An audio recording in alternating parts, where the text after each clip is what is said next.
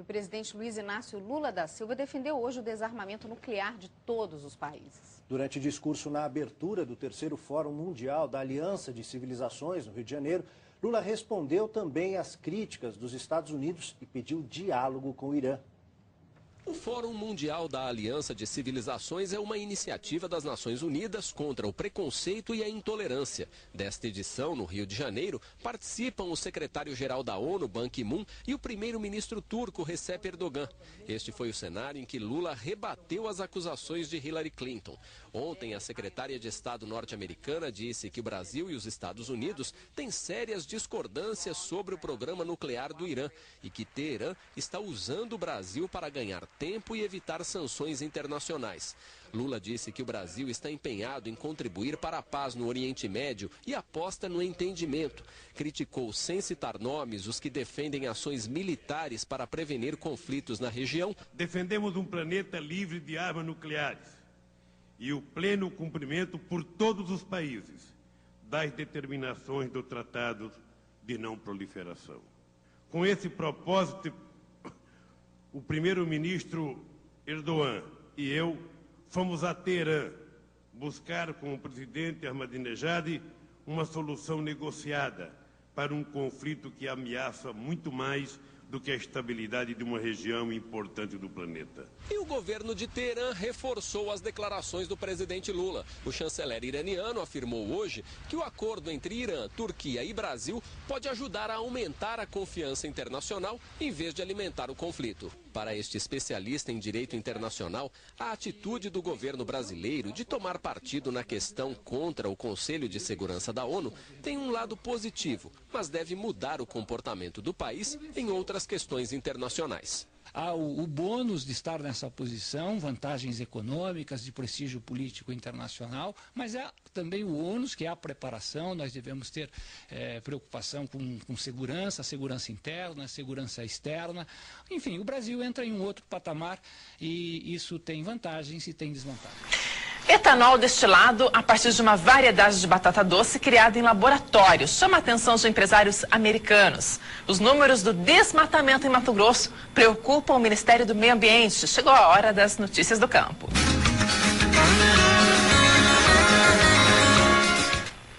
E quem traz pra gente as notícias do campo, como toda sexta-feira, é a Nara Garcia. Boa tarde, Nara. Boa tarde, Daniela. Boa tarde para você de casa também. Bom, nós já mostramos aqui no MTTV um projeto de uma usina experimental que destila etanol a partir do milho.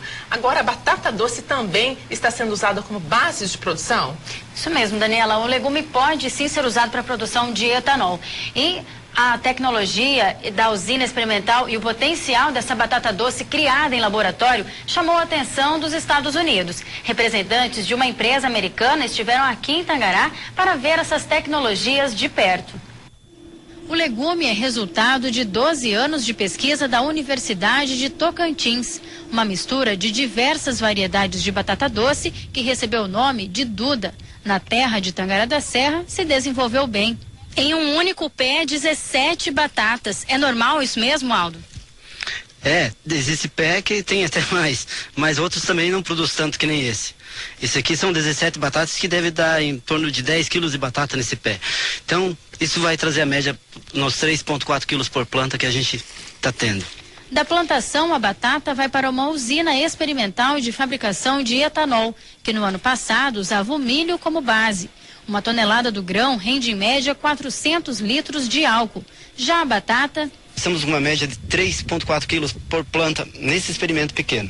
Então, isso aí dá mais de 100 toneladas, 103, 104 toneladas por hectare, que é um volume muito bom, muito grande. Imagine se você tem 16,5% de etanol em uma tonelada de batata, com uma batata com teor de amido alto que nem esse, então você vai ter aproximadamente aí 16.500 litros por cada hectare de batata doce plantado. O alto rendimento da batata e o baixo custo de produção são algumas das vantagens que chamaram a atenção de uma empresa de biocombustíveis dos Estados Unidos, onde a maior parte do etanol é produzida a partir do milho.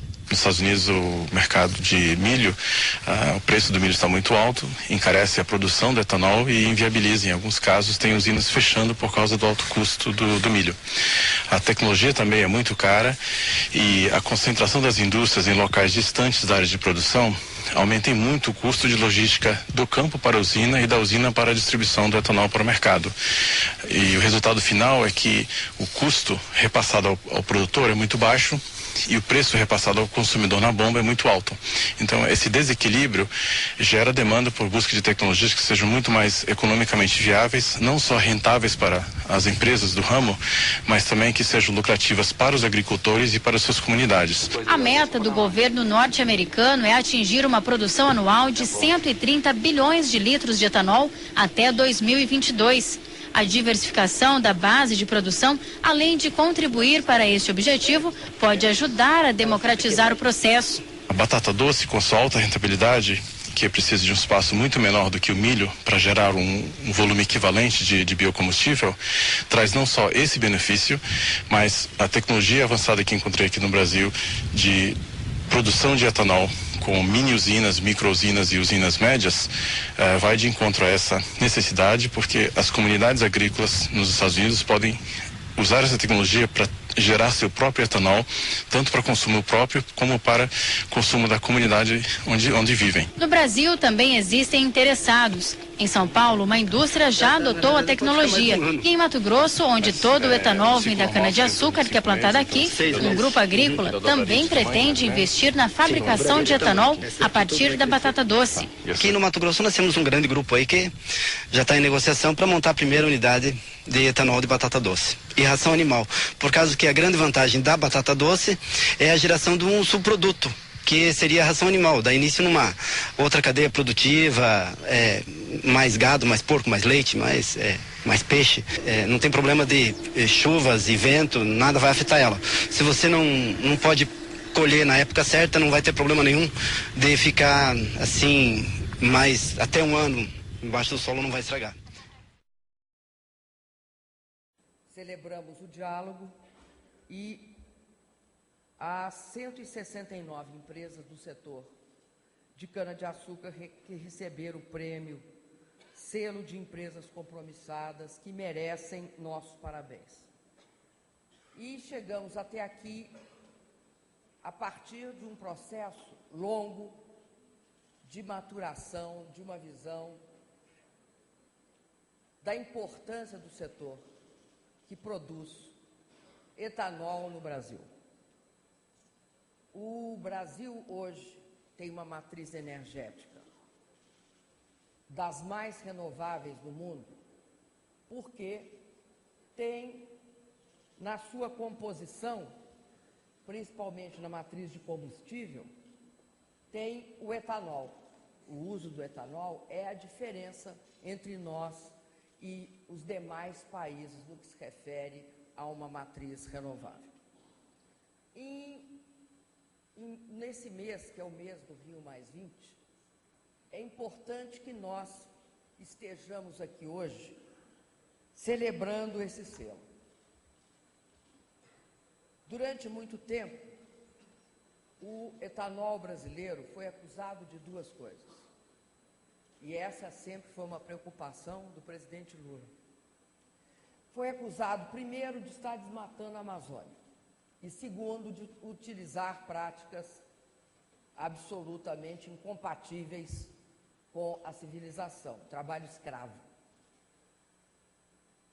Este processo era um processo que nós sabíamos que decorria de práticas, eu diria assim, fraudulentas de competição. A forma de diminuir a importância do etanol como uma alternativa ao uso de combustíveis fósseis foi justamente colocar esses dois problemas, um social e um ambiental. Portanto, havia uma acusação socioambiental contra nós. Quando nós fizemos, no governo do presidente Lula, o zoneamento agroecológico, nós queríamos deixar claro por que a primeira acusação era infundada. Mesmo quando a gente dizia que a produção de etanol no Brasil distava da Amazônia, assim como Portugal, Lisboa, distava de Moscou, mesmo assim, naquela época, havia, por parte de vários